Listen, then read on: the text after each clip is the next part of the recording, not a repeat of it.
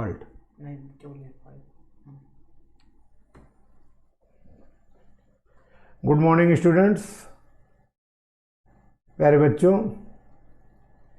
कल तक हम लोगों ने poem playthings composed by Rabindranath Tagore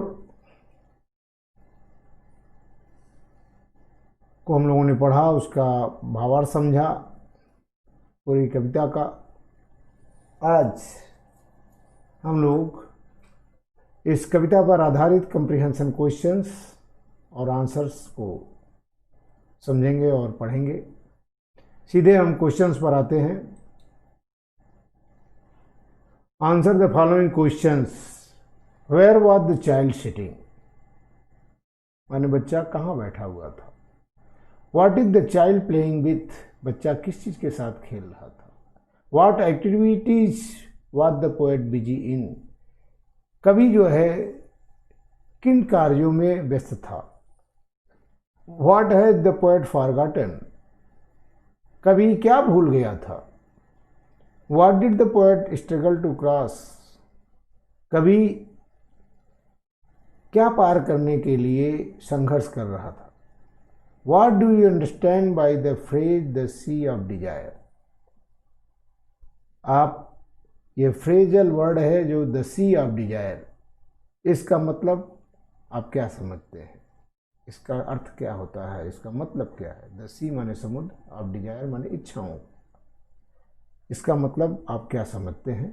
ये कुल देयर आर 6 क्वेश्चंस, कुल 6 प्रश्न हैं और इन 6 प्रश्नों के उत्तर आपको देने हैं। चलिए पाठ पर आप पढ़ेंगे, कविता को पढ़ेंगे, पोएम को अच्छी तरह समझेंगे तो अच्छी तरह से आप प्रश्नों के उत्तर दे सकते हैं। चलिए इसी आधार पर मैं आपको प्रश्नों का उत्तर बता देता हूं और आप इसको कॉपी में उतार लेंगे। पहले क्वेश्चन का answer, the child was sitting in the dust. पहला क्वेश्चन था, आपने देखा where was the child sitting, बच्चा कहाँ बैठा हुआ था। तो आंसर होगा the child was sitting in the dust. Question number 2, what is the child playing with?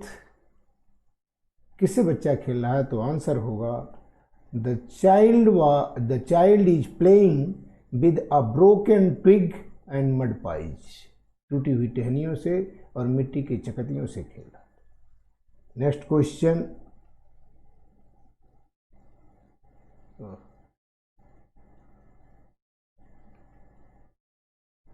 Which activities was the poet busy in?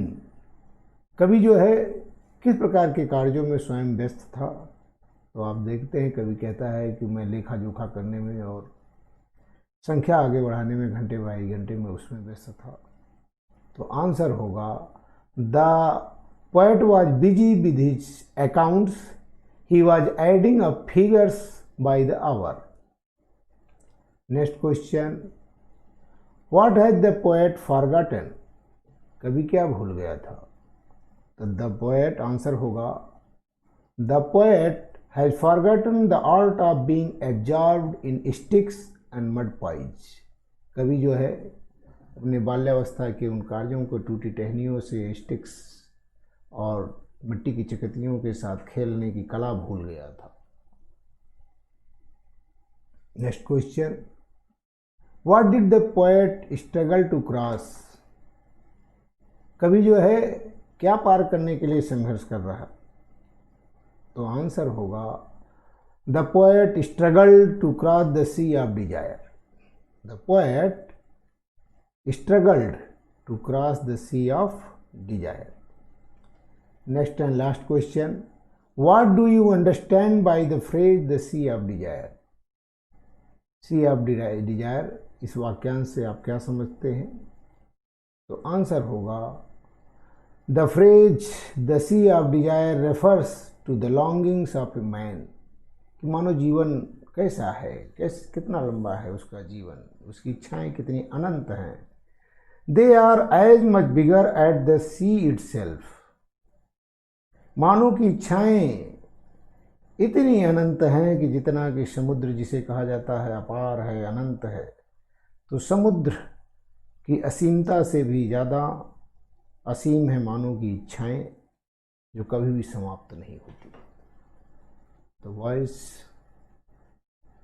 This is the end of the lesson.